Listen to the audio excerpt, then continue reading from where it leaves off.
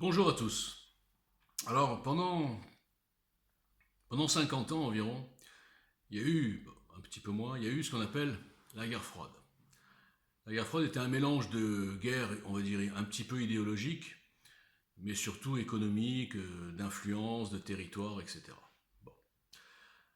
Après la guerre froide, et depuis 90, on va dire que 89, on va dire que la chute du mur a été le début d'autre chose, nous sommes dans une guerre quasiment, purement idéologique. On a d'un côté trois pôles qui sont alliés de circonstances, je dirais. Et avec l'élection américaine, on a exactement la vision du monde, on a un échantillon des enjeux du monde actuel.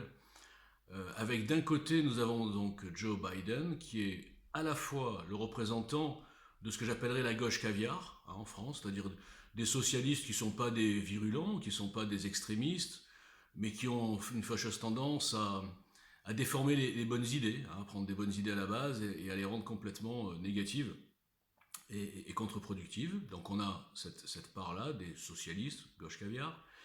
On a les socialo-communistes, si je puis dire, c'est-à-dire que c'est les socialistes mais qui ont un petit peu dérivé vers le communisme, avec Sanders, là, qui est quasiment un Mélenchon, hein, si je dois résumer pour simplifier, on va dire Mélenchon. Et il y a ensuite l'aspect, le mélange d'islamo-gauchisme. Donc ici on a les mêmes, hein, toujours Mélenchon, une partie de Mélenchon, les Obono, les Hautins, enfin bref, il y en a plein.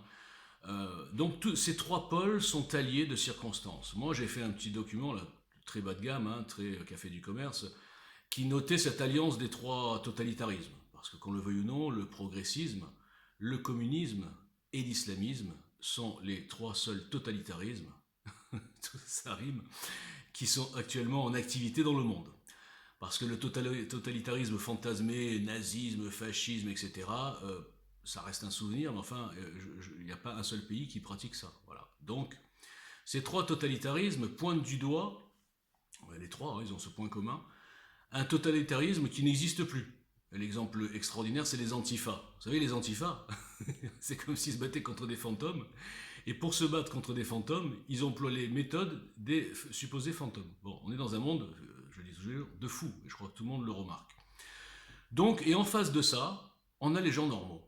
Alors, c'est prétentieux de dire que je fais partie, moi, des gens normaux, comme Trump, comme Salvini, comme Bolsonaro. Je mets dans une belle équipe là.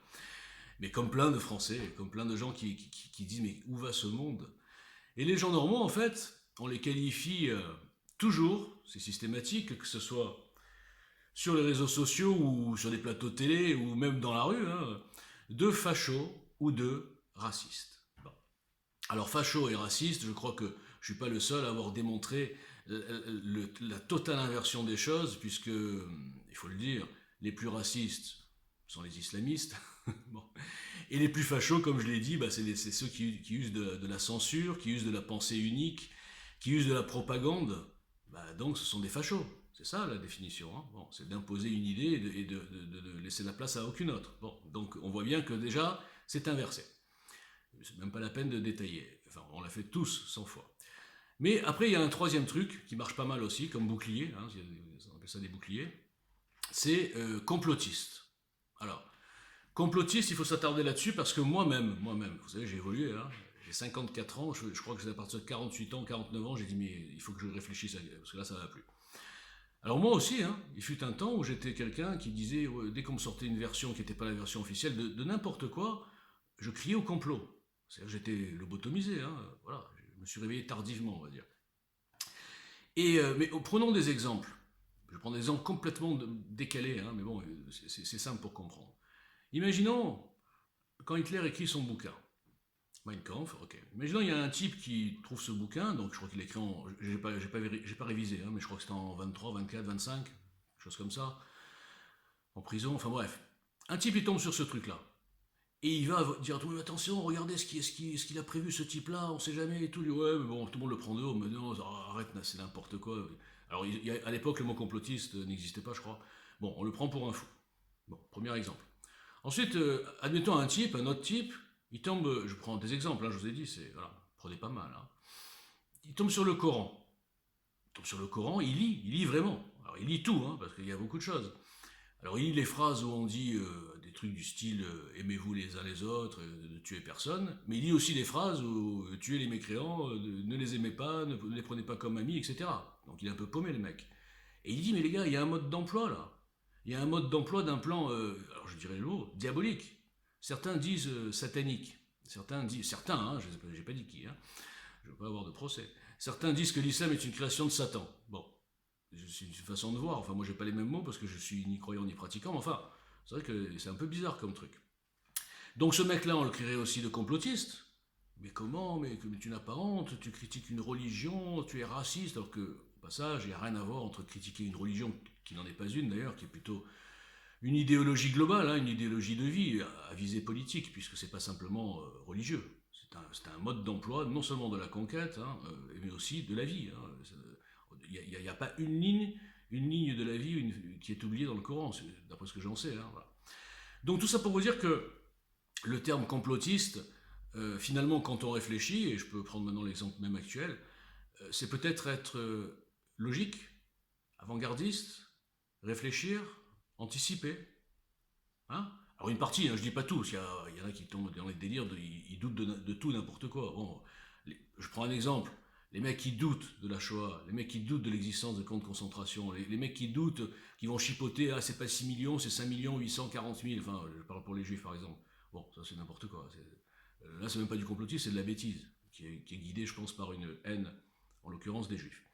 Donc revenons à nos moutons. Donc nos moutons c'est quoi? Nos moutons c'est qu'aujourd'hui, tous les concepts idéologiques progressistes sont à terre. Ils ont été tous ridiculisés. Le problème, c'est qu'on peut le faire entre nous, on peut le faire dans les dîners de famille, on peut le faire sur certains réseaux sociaux quand on nous en laisse le temps, quand on ne nous suspend pas.